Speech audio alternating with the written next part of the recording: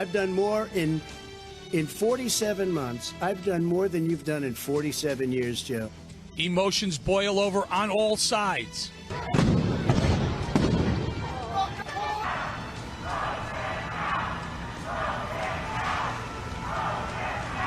Tonight, your voice will be heard directly by the president. And we change history forever by embracing the eternal truth that everyone is made equal by the hand of Almighty God. Our America This Week's special report, President Trump Town Hall, starts right now.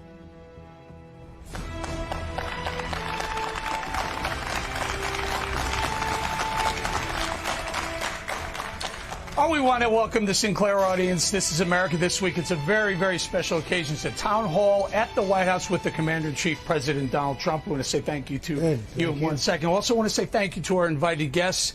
When they heard we were doing a town hall, they sent in some questions. They will be asking questions. We'll get to as many as we possibly can a little bit later in the show. We'd also like to point out this offer was extended to the Biden campaign. We have not heard back from them just yet. Obviously, you can see we are social distancing. People are in masks.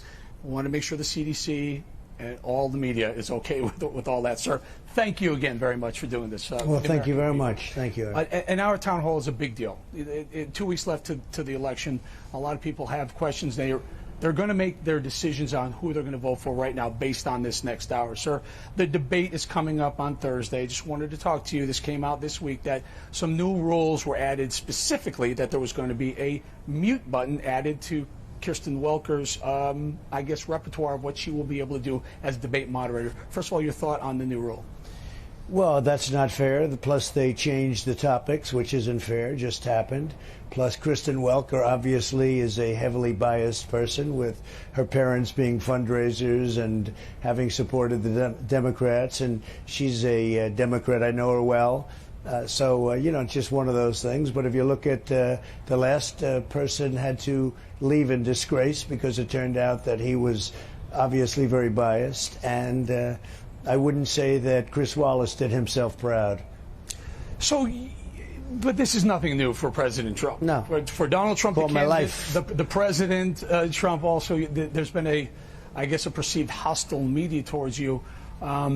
What's your strategy going into this debate? A lot of people are saying you cut Biden off. Some people liked it, others didn't.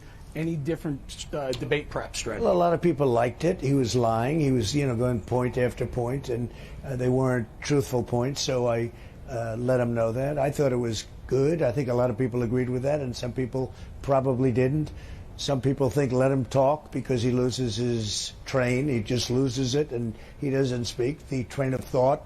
But we'll see what happens. I mean, you really have to be there. I've done a lot of debating in the last 4 years, as you know, and it's worked out well. Or I guess we're not here, come to think of it. Oh, it's called the White House, right? But the fact is that you see, I find you always have to just wait. It's you have a strategy, but all of a sudden you change your strategy. We'll see what it is. Whatever it is, it is. Speaking of strategy, Joe Biden, his strategy has been this week. He called a lid, which for people who don't understand in the media, you call a lid when you're going to make no more news. You're not going to make any more appearances. He called the lid on Monday through the debate on Thursday. You take a completely different tact. You're out there on the campaign trail. What's working? Well, I'm going to Erie, Pennsylvania in a little while. Right after this interview, we have thousands and thousands of people. They've been there for 2 days already waiting. We just got back from Arizona and many other places, and we're having tens of thousands of people go to each one. And the spirit's been incredible. He's taken a different thing, and I think he doesn't want to be asked about his family because it's corrupt. What they've done is corrupt, and nobody's ever seen anything like it. When you look at the laptop, we call it the laptop from hell, and when you look at what they've done and as a family, where the son follows the father into these countries, and they walk away with tens of millions of dollars, hundreds of millions of dollars. It's ridiculous. And then the press doesn't want to cover it. And big tech doesn't want to cover it. I'm going to get to the big tech in a second with regards to this, but right now, is there anything? Clearly, there could be things that you could consider unethical. Is there anything you think has been done with the Bidens, Hunter and his father, Joe Biden, that's illegal? Got one letter that he gets 10%. They have another one, I think it said 50%. but that he gets 10%. Did you see that? I did. Okay. I mean, Well, I think he called it 10 for 10 for the guy. big man or the big guy. guy. He's the big guy. No, it's terrible. It's terrible. Look, in Moscow, $3.5 million from the mayor of Moscow's wife, hundreds of thousands of dollars a month to sit on a board in Ukraine about energy, and he knows nothing about energy and admits he knows nothing about energy and many other things. No, it's a corrupt enterprise. There's no question about it. You know, the New York Post broke the story, and Twitter immediately blocked, pulled New York Post Twitter handle off Twitter. And others, I believe Kayleigh McEnany was pulled for a while as well. Do you feel that Twitter and Facebook are cheating, are biased in this election? Oh, 100%. And frankly, that's turning out to be as big a story as the corruption itself. They are trying to protect him because that's the way it is with the Democrats. It's a part of the Democrat Party, I guess, but they're trying to protect Biden from this corruption where they got caught, and that's turning out to be just as big a story. Censorship? Of course. I mean, it's at a level that nobody thought possible. Election interference? Yeah, 100%. You know, there's this Rule 230, as you know. Rule 230 for our audience is it's Section 230. Section 230. It basically shields some social media companies from the legal scrutiny that they would have had they not had this Section 230. Now, Ajit Pai, your FCC commissioner, said he wants to revisit 230. What do you think should happen? Well, we're going to see what happens. They have to make a ruling. But nobody ever thought that Section 230 was going to be devised for purposes like this and what they're doing. Nobody has ever seen anything like this, Eric, and you know it better than anybody. Nobody's ever seen anything like this. You use Twitter, though, effectively. Are you concerned that they've taken that tool, that arrow out of your quiver? Well, you know, I have a voice that seems to be a pretty big voice, and we're here. This is where we are, and they fought me the last time. But they're fighting dirtier now and harder, and they've gotten bigger as companies. And the Democrats and the relationship to the media now has been totally exposed and dirty, very dirty. So, but you know, explain that. I won last time. A little further. Well, they work together. They work together like nobody would ever believe. And the last time they did, and we won, and I think we're going to win again. We have more spirit now, and you see that, than we ever had 4 years ago. And 4 years ago, I think we set records on enthusiasm. And they measure enthusiasm, and we have more enthusiasm now than we did 4 years ago, by a lot. The crowds are bigger, the rallies are bigger, people are angry and happy at the same time. It's very interesting. They're angry at what they see going on. They spied on my campaign. We caught them. They did more than spy on the campaign. They tried to take down a duly elected president of the United States. And the whole thing is incredible. Not even believable, but we caught them.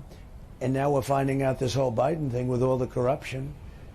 And at least I have a voice where I can talk to you, I can talk to other people and get the voice out. But no, what the media's done, mainstream, lamestream, I call it lamestream media, what they've done is incredible. And now big tech on top of it. So, but look, I'm here, I'm cutting taxes, they're raising taxes for a reason that's bad. You look at all of the things, Second Amendment, we're protecting the Second Amendment. They're going to get rid of the Second Amendment. Is there more coming out about the Hunter Biden? I think Joe so. Biden? Yeah, I think so. I think a lot more. When? I don't want to talk about it, but I think a lot more. I think you'll see a lot more. Again, I'm not in charge of that, but I think you're going to see a lot more. One of the things I noticed this week is you've been going back and forth with the press about Anthony Fauci. What's the relationship with Fauci? I get along with him fine, but he's made mistakes. And, you know, when he said he really is stopped from going on television, then you see him do 60 Minutes, not one of the greatest shows in the world. And he's not. But when you see it, but he said no masks, don't wear masks, and then he said wear masks. And he didn't want me to stop people from coming in from China, and then he admitted it was a great move that I made against him. You know, I overrode him. But with all of that, I get along with him. I like him. He's Tony. He's a nice guy. You called him a disaster. Now, look, he's made bad moves, but he's been there a long time. This is, and I know this is hard to answer, but let me ask you this anyway. With COVID, is there anything that you think you could have done differently? If you had a mulligan or a do-over on one aspect of the way you handled it, what would it be? Not much. Look, it's all over the world. You have a lot of great leaders. There are a lot of smart people. It's all over the world. It came out of China. China should have stopped it. They stopped it from spreading into other parts of China after Wuhan. But China should have stopped it. No, not much. I did it very early. You know, Biden was criticizing me when he said I was xenophobic when I put the ban on China. And he said I was xenophobic. Think of that. And Pelosi did too. She said, oh, it's terrible. It's ridiculous. I was months early. Now they come back and say, oh, I should have done it sooner. You couldn't have done it sooner. I did it at a very early point. Mr. President, why has the mask become such a political football? I mean, would it be that bad if we just said, you know what, open the economy, open your businesses, go to restaurants, open your stores, open your schools, just wear a mask? I have no problem with it. I have no problem with a mask, and frankly, some people don't like it. Some people don't like it scientifically. I mean, you know, you have a lot of different views than the mask. Look at Fauci, where he originally said, don't wear a mask. And then he comes out and he says, that's okay. There are a couple cable channels that make a living off of what you say and what you do with masks. Why not just take that Well, I away have from done them? that. I said, wear a mask and socially distance and all of those things. And people are going to do what they want to do. You know, when you see my rallies, a lot of those people are actually wearing masks. And they're outdoor rallies, which is very important. No, to me, it's not a big issue. To me, it's an issue. I say wear it. It's okay. Yeah, very good. I have no problem with it. China, you mentioned China. You brought up China. President Trump's second term. What do you do with China? Well, you know, we're going to do plenty with China, but we're not. What they did to us is a disgrace. It's a disgrace. When you say plenty specifically. Well, I'm not going to talk to you about that, Eric. I mean, you know, give me a break. But we're going to do plenty with respect to China. And what they did to this country, to this world, everything, you're sitting there with that mask because of China, okay? And it's disgraceful. It's a total disgrace. But you'll find out. Well, so the reason why I'm asking, Mr. President, is because maybe some people out here are going, how would Biden handle China versus how would Trump handle it? Okay, well, Biden can handle it any way he wants. Biden's bought off by China. Biden took out $1.5 billion for his son to manage and make millions of dollars a year. Biden is weak on China. Biden's been weak on China from day one. Biden let China get away with murder. Biden let China steal us and rob us blind. I've taken out billions and billions of dollars from China with the tariffs and everything else we've done. And we were doing great, and then we got hit by the pandemic, by the, as I call it, the plague that came out of China. So you'll find out. Okay. Very quickly, we only have a couple minutes before we go to break and get to some of the audience questions. The polls had you trailing. You've tightened the polls. What do you attribute that to? And should we even watch the polls? Well, I watch polls, but the polls are fake, just like the reporting. I think we're winning. I think we're winning big. I think we're winning in Florida. I think we're winning in North Carolina and Arizona. And I think we're winning in Nevada. We've got a governor out there that I don't trust, but that's all right. I think that all of these ballots that they're setting, these millions of ballots, are very dangerous. Supreme Court made an unbelievable decision yesterday when he allowed one of the states to go where they allowed one of the states to go.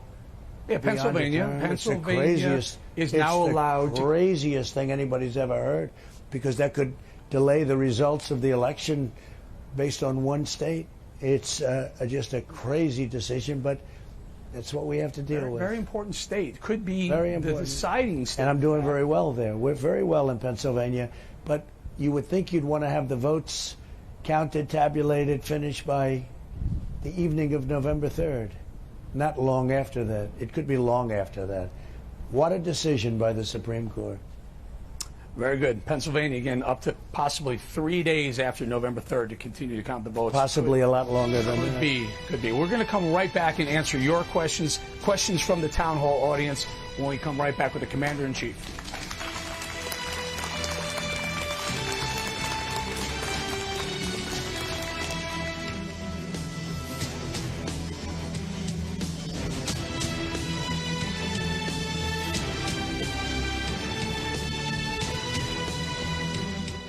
Welcome to my home Stormwatch 7 Weather Center. This is where I forecast the weather. And from my living room with Gus, my spare bedroom.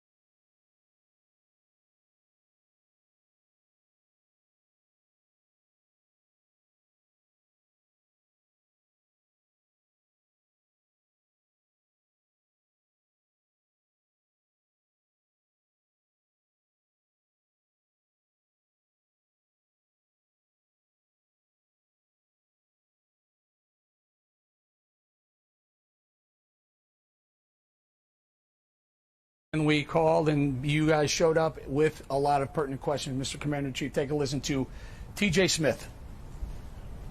Thank you, Mr. President. I'm from Baltimore, and sadly, I lost my cousin to murder in 2003 and my brother in 2017. I work with countless parents who have lost their children to the crime epidemic, and most don't care about political affiliation. They care about competent and honest leadership. Undoubtedly, my city, like many other urban centers, has its share of problems, many of which are historical and at their root economical. Besides criminal justice reform and the assistance with HBCUs, what has your administration done specifically for inner-city black Americans over the last 4 years, and what are your plans moving forward for inner-city black Americans, understanding the destruction that segregation and redlining continues to have on these communities? Yeah, I mean, it's a very fair question, but we can't just say, you know, forgetting about criminal justice reform. I got criminal justice reform done, prison reform done, opportunity zones, TJ, is another one that, you know, very important, opportunity zones. But the thing that, when you ask a question like that, if you just look at where the problem is, Democrat-run cities, states, but Democrat-run, you say Baltimore, Democrat-run exclusively, has been for 100 years, and they've let you down, they've let everybody down, they've let our country down. You go to other areas where you have very similar problems to Baltimore, Democrat-run in every instance. Now they have no cash bail, they have all sorts of things that nobody would even think of, and they've allowed it to get out of control. This is not taking place in Republican areas. It's just not. And that's the problem. We need our police to be great, and they are great. We've had endorsements from almost everybody, and they have to be allowed to do their job. And if there's bad ones, we'll weed them out. You know, we'll weed them out. But for the most part, like a tremendously high number, they've done their job. But with stronger policing in Baltimore, perhaps you wouldn't have had those two tragic events. So I fully understand. But these are Democrat-run cities. Mr. President, you, Ice Cube, the rapper and celebrity movie star, approached you, both campaigns, yours and the Biden campaign. You came up with some money. President Biden said, we'll look at it after the election. You couldn't come up with an idea. you won that one. What should Biden have done? Well, look, that's up to them. Biden has done very little, and he's done very little for the African-American community. And if you look at what they've done over the years, very, very little, nothing. 1994 was a disaster, what he did, okay, for the black community and, frankly, for the Hispanic community. And I think that's being reflected in the polls, and you're seeing what's happening. People now understand it. But it's difficult for a Republican, even yourself, to get anywhere north of 10%. Yeah, but we're doing that badly, and frankly, we should get 100%. And I say this, I say it loudly and clearly. No president has done what I've done in the most positive sense for the African American community other than Abraham Lincoln, and it's true. When you think of criminal justice reform and prison reform and what I've done for the historically black colleges and universities and opportunity zones, nobody's done all these things. And people maybe don't like to talk about it, but nobody's done what I've done, except with the exception, I say, of Abraham Lincoln. And nobody even calls me out on that because they know it's true. We should get tremendous votes from the African American community. And we're doing better than a Republican would do, but we should do way better than that. You know, it's almost like habit. You vote for a Democrat out of habit. But look what they've done. Look what they've done. We're just talking about Baltimore. Look at what a disaster Baltimore is. Look at what a disaster so many of these Democrat cities are. So, but that's what it is. Let's take a listen to Julia Ferrara. She's a first-time voter and independent as well. Hi, Mr. President. Hi. As a first-time voter, watching this election has been filled with so much negativity. So what is one positive thing you can say about the Democratic Party? I may need a little time for that. I may have to think about it. Well, I'll tell you one thing. They stick together. I disagree with their politics. I think some of the things they do are horrible, whether it's their views on crime, law and order, their sanctuary cities, no borders. They don't want borders. They want to raise your taxes. They want to quadruple your taxes, actually. Think of it. They want to quadruple your taxes. They want to get rid of your guns, Second Amendment. I think their politics are horrible, but they always stick together. You don't have freelancers like you do in the Republican Party. We have freelancers, and the freelancers hurt our party very badly. But the one thing I say, and I say it to you, I've said that to you before, they do stick together. Yeah. Mr. President, we have Walter Blanks. He's an independent, undecided voter as well. I think this is an important one to a lot of our viewers who are right now at home who are concerned about school choice. Hello, Mr. President. You often say that school choice is the civil rights issue of our Right. time. And as someone from Ohio who's benefited from school choice and is living a better life because of it, I mean, just last year I sat next to you, essentially told you I was coming for your job. I remember. I remember. But, specifically, how do you plan to give more children access to a better education, especially in low-income communities and communities of color? Well, charter schools are very important. School choice is very important. It's a great question. And it really is. It's the civil rights issue of our time. And the Democrats are locked into the public school system. And, you know the reason. It's obvious the reason. But they're locked in. And they're never going to change. They want charter schools out. They don't want school choice. And right there, that alone is reasons for them to lose this election. Yep. But good job you're doing. I remember you. So a lot of suburban moms are wanting to hear your Yeah. opinion on school choice and also... Well, there's a reason why suburban moms, I think we're doing very well with that. But something very important is I ended the regulation that would have allowed projects, low-income housing, and a lot of problems into suburbia. And I ended it. And if Biden got in, they would take that regulation and quadruple it, just like they're going to quadruple taxes, and destroy suburbia. So you're I think we're going to do very well. You're protecting the school choice. I'm protecting charter people schools. in suburbia, and I'm also protecting that. But I'm protecting the suburban mom and dad, and I'm protecting them very strongly. This is a regulation which you know all about. That was a disaster. I've terminated it. I have a special request for the control room. The friend of mine, when he heard I was doing a town hall with the president, he said, I have to get a question and I can't be here. Control room, I hope you have it queued up. Let's take a listen to a friend of mine, and you may know this guy from football, Brett Favre. Hello, Mr. President. My question is, the NBA and the NFL are struggling with lower ratings as fans clearly do not want political messaging mixed with their sports. So how should the leagues support and promote an anti-racism position without becoming political and alienating fans? Thank you. Well, Brett is a great guy, okay? I know him, you know him, and a champion, a winner.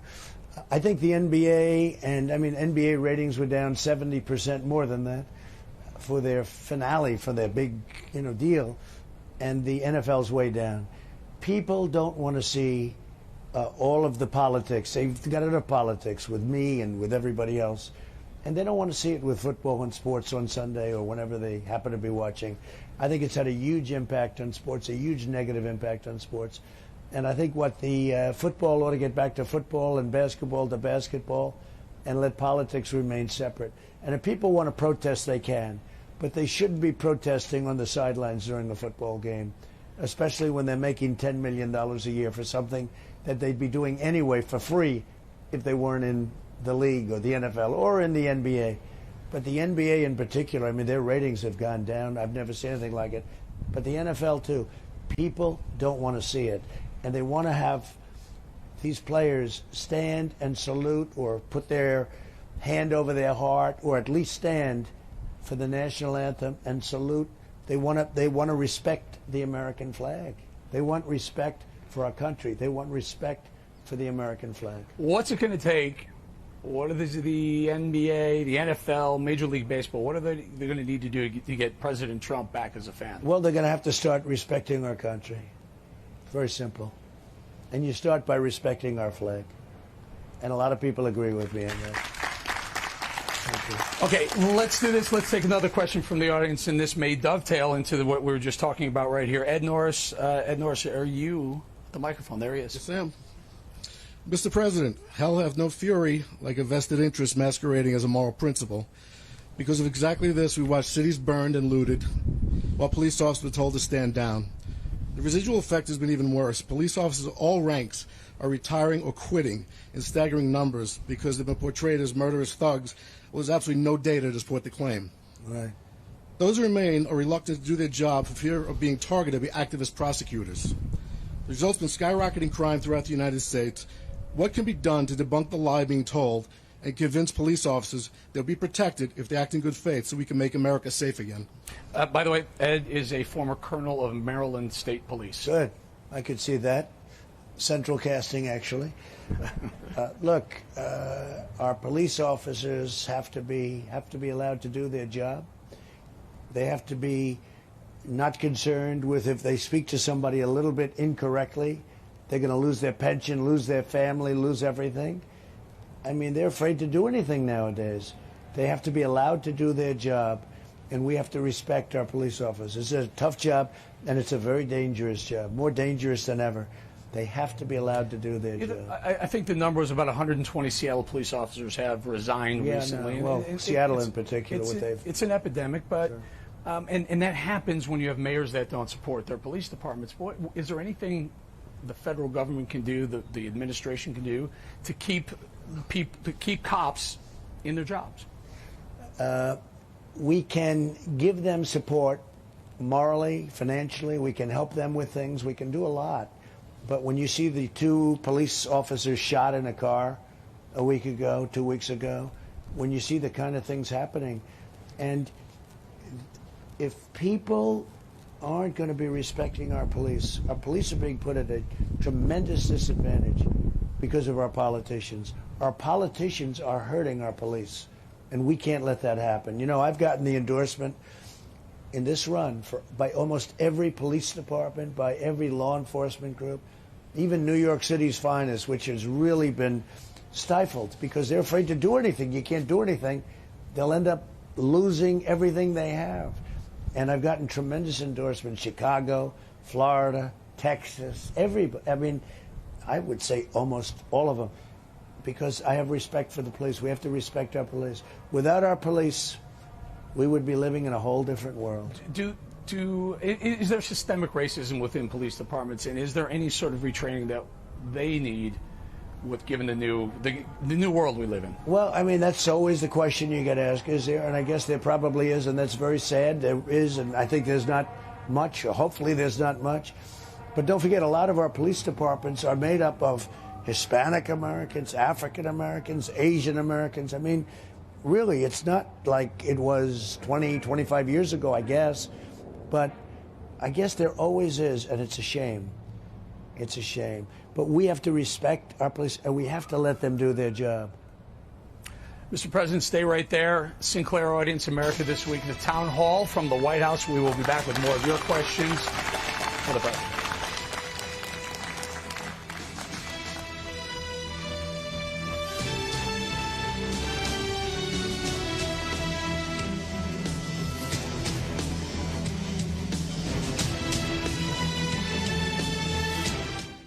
You can save lives by donating blood. ABC7 and Van Meter.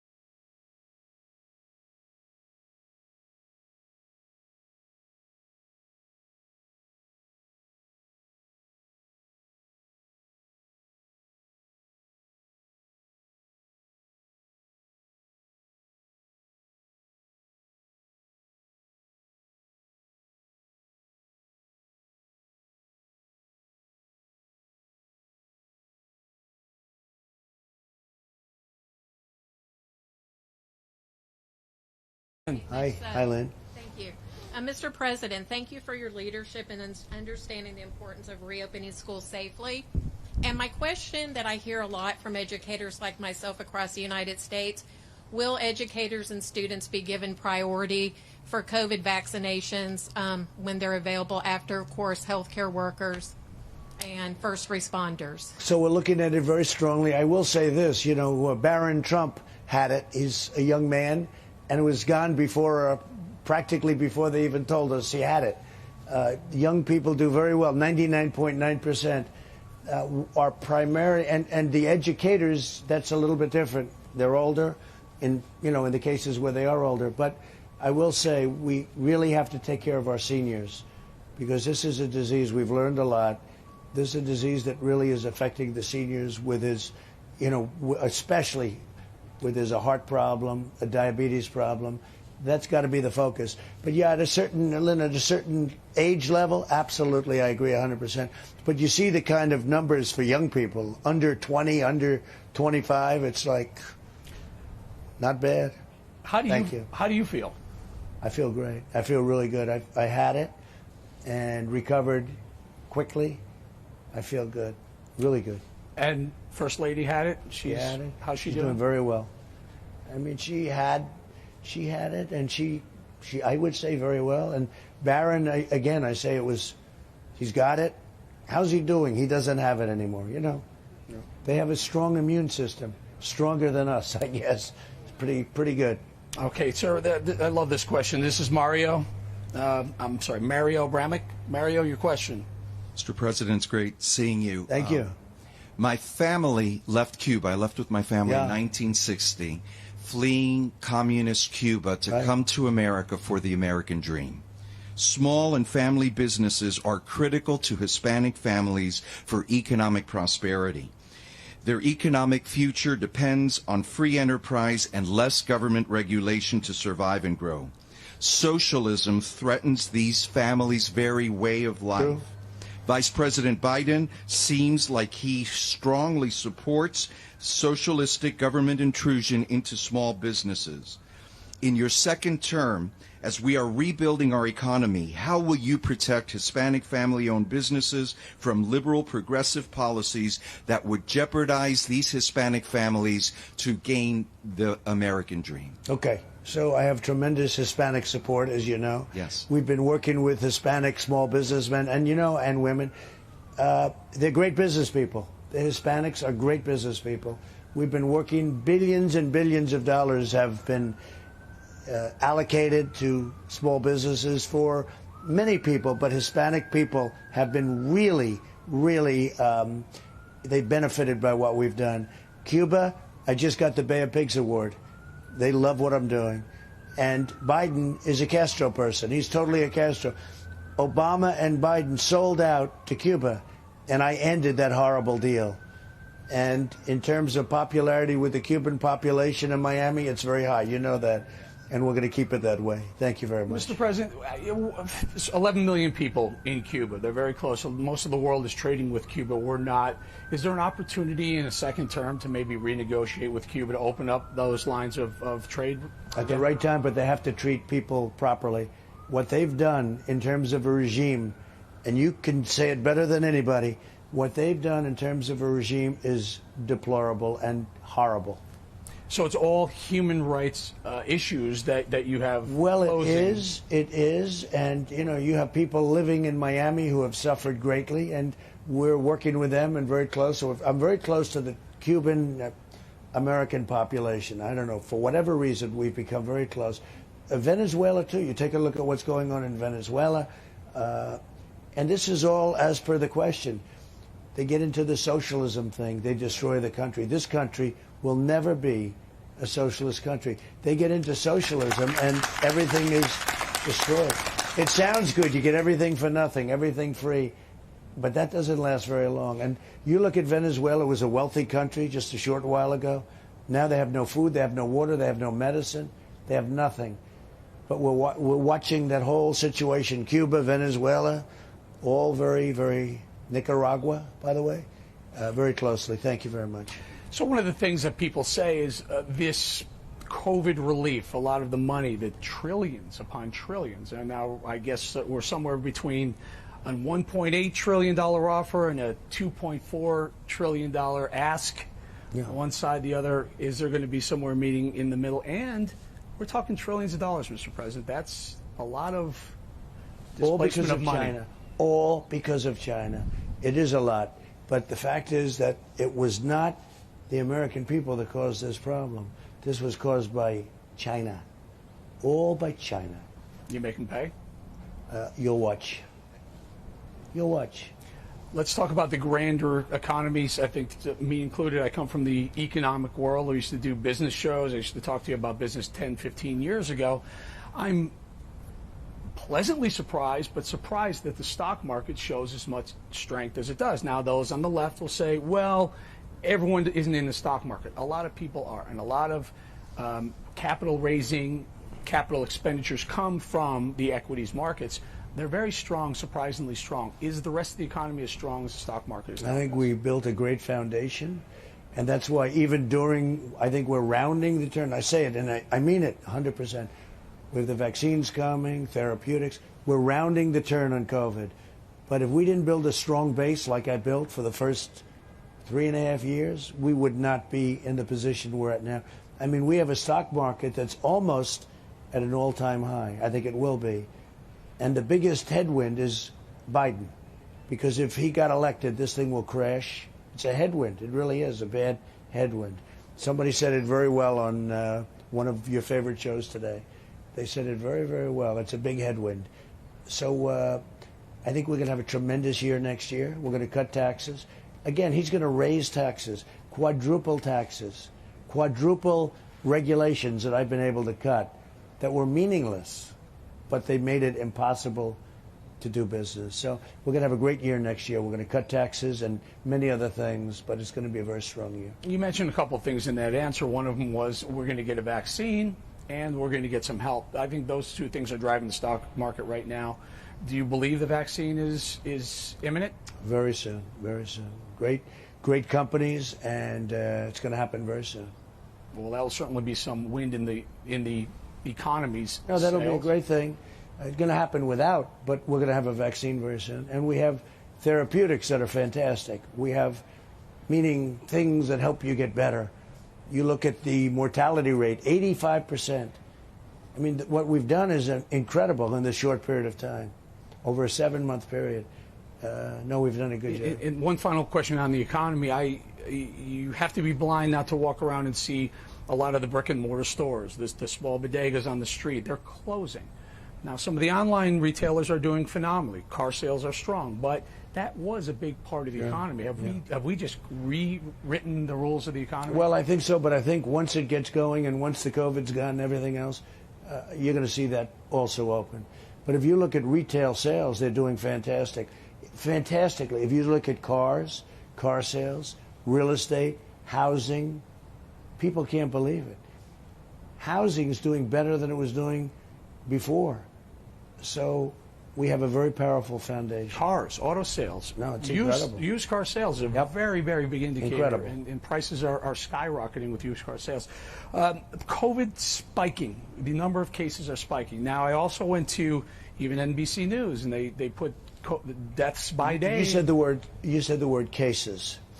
And the reason cases is because we test. Yeah. We have more tests than any other country in the world by quadruple. We test more than anybody, and that's good. But where it's bad is it allows the fake news to do nothing but talk about cases. Now, if we cut the testing in half, you'd have half the number of cases. And if we cut it in half again, you'd have another half the number in cases. So it's one of those things. So we have the best testing in the world, but it shows the most cases. Other countries don't test, they don't have cases. Very simple. I think there's a math equation in there, sir. I think if the cases are going up, but the deaths are staying even, that means the death rate, the mortality rate is plummeting. It's dropping. But actually deaths are going down. That's what I mean. Even the down with cases going up, something is like him or not, like us or not, something is right about that. Yeah, If deaths are flat to down, that's the real indicator. Right. Now, the testing does tell you where to look and, what area, where is the problem. But we're finding cases because we test. If you didn't test, one particular country came, and I'm friendly with a lot of the leaders. I say, do you test? No, we don't test. And the country shows no cases. You wouldn't know they even have a problem. Why do you think China has so few cases? Well, I think they have a lot of death, but they don't report it. They have a lot of death, but they don't report it. Do you think we're over-reporting COVID? In other words, I don't want to get into that. It gets too complicated, too controversial. I don't want to be controversial. I don't want to be controversial for a change. But we certainly report, and other countries don't. And, China, look, do you believe the numbers in China, where they have a very small... Everybody knows how badly China got hit. Now, they should have stopped it from coming in here, but China was hit hard. And I won't mention other countries, but other countries were hit really hard, much harder than they report. All right, Mr. President, stay right there. We have one more block with the President. We'll answer your questions. America This Week, Town Hall from the White House.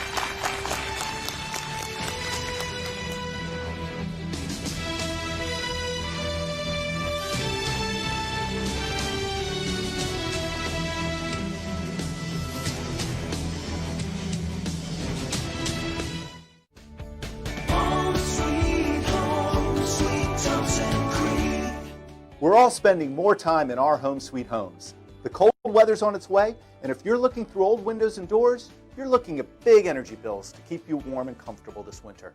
That's why we're having our biggest sale of the year. Call 855-57-CREEK now to get 25% off all windows and doors for a limited time with incredible finance options during our biggest sale of the year. My drug use ended up taking away my children. My first marriage, I was spending $800 to $1,000 a day. I was hurting everybody around me. I always worked on cars, but once I started making more money, I could afford more, so I did more. I didn't know how to stop. The Recovery Centers of America taught me that I didn't have to live the way I was living. The staff at Recovery Centers of America believe.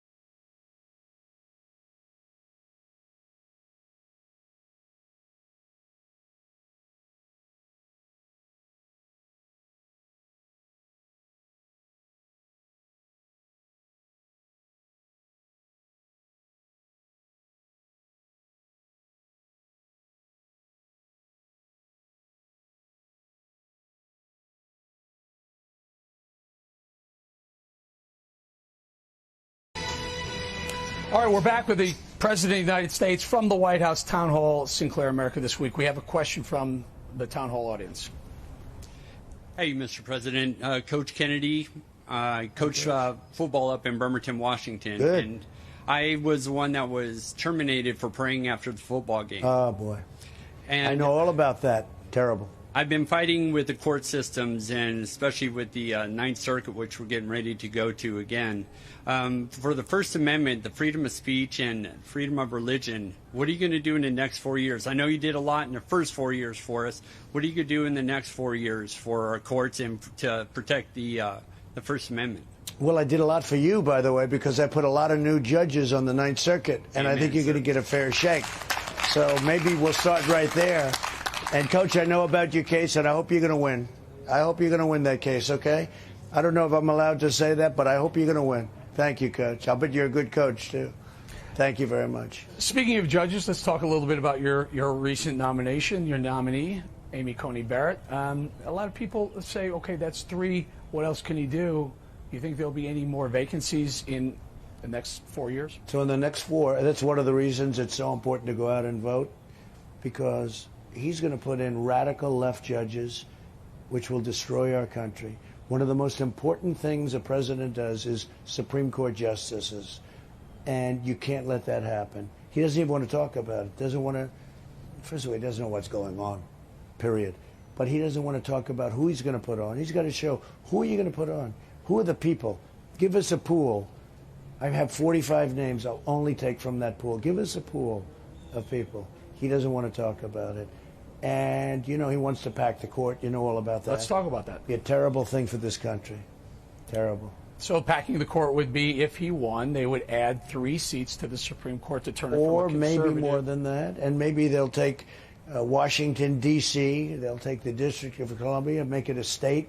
So you have 2 senators and numerous congressmen and women. The whole thing is, people have to know about this. But he wants to pack the court. Then he's going to pack the court, even if he says he's not going to.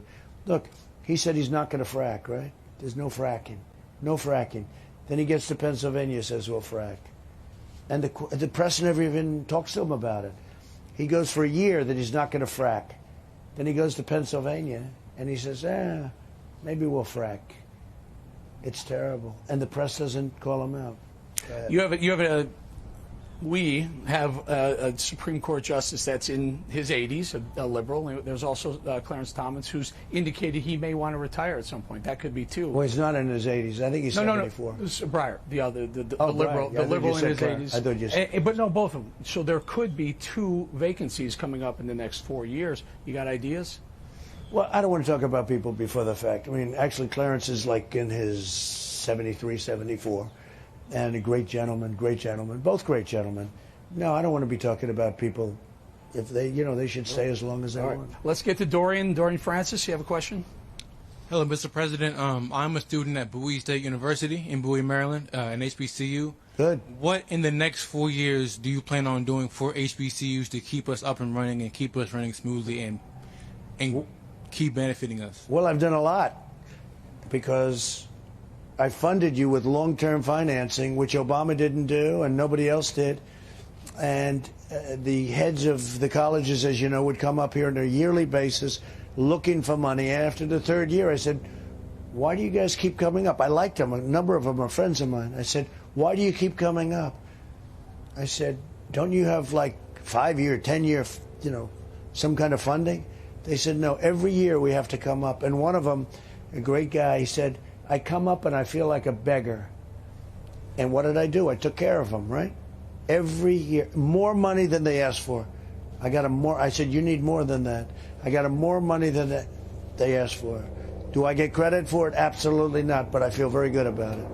Mr. President, one of the things, when you were first elected, it was out there. It was one of those reach across the aisle ideas that gained a lot of steam for a while, then went away. Infrastructure. It's a great opportunity to create a ton of jobs, and we all need our roads, bridges need fixing. Where's the infrastructure plan? Well, it's happening, and it's going to happen, and we've done a lot of infrastructure. The wall is being built, and we're doing 10 miles a week. We'll be up to ultimately 520-something miles, 529 miles. It'll be completed very soon. It's had a huge impact on the southern border. The numbers are unbelievable. The numbers of drugs and all of the things that we're pouring through into our country. But we've now built, we're getting close to a number that you won't even believe, and we're doing it at 10 miles a week. That's a lot. And it'll be very quickly finished. And Mexico's paying for the wall, by the way, just in case you had any question. Mexico is paying for the wall. How? But that's considered infrastructure. It's one of the largest infrastructure jobs we've ever had in the history of our country. But it'll be finished very soon. Are we talking some sort of tariff with Mexico? Are we talking? We're talking about fees going into Mexico. Yes, we are. Fees to enter Roads. and leave and Roads, transportation. Yes. Correct. Interesting. Yeah. Now, how do you get China to pay for the COVID relief that we're spending? Well, we'll see about that. We'll work on that one next, maybe. Okay, we got 2 minutes till a break, Mr. President. A lot of people are probably wondering. What you got 2 weeks to the election. Make your closing argument. So, we have done the greatest job. We've created the greatest economy in history. There's never been anything like it. And then we got hit with the plague. We had the best African American numbers. If you look at our unemployment numbers, African American, Asian American, Hispanic American, the best numbers ever. No matter where you looked, with high school education, without, you could graduate first in your class at MIT. Didn't matter. The best numbers. Our country was doing the best it ever did. You understand this. Stock market at an all-time high. Everybody was happy. The country was coming together. We got hit. I closed it, saved millions of lives. Now I'm rebuilding it again. We're way ahead of schedule. Next year is going to be a great year. We are way ahead of schedule. Next year is going to be a great economic year for this country. The other side wants to raise your taxes. They want to raise out regulations. They'll drive everybody out.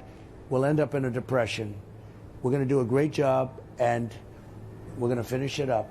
We were doing such a job. Everything was flawless. It was perfect. In addition to that, I've rebuilt our military. In addition to that, we've done many, many other things, so many other things, including Space Force. We came up, we needed Space Force. I never even campaigned on that. I realized after I became president, I looked at Russia, I looked at China.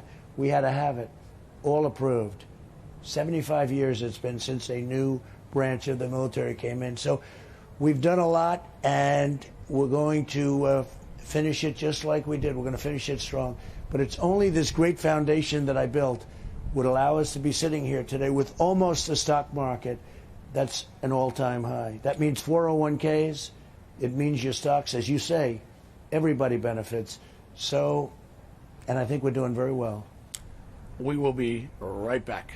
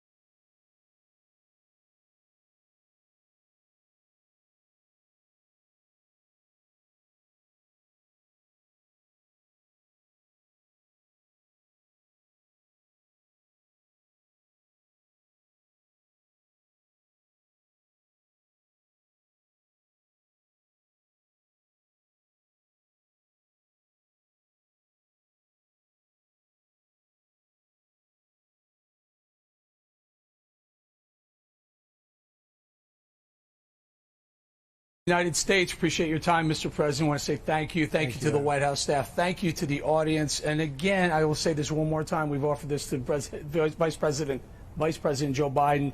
We haven't heard back. That offer stands. He's sleeping. He's sleeping. Mr. President, thank you so much. Thank you, everybody. Hope Thank you, enjoyed the show. everybody. Thank you very much, everybody.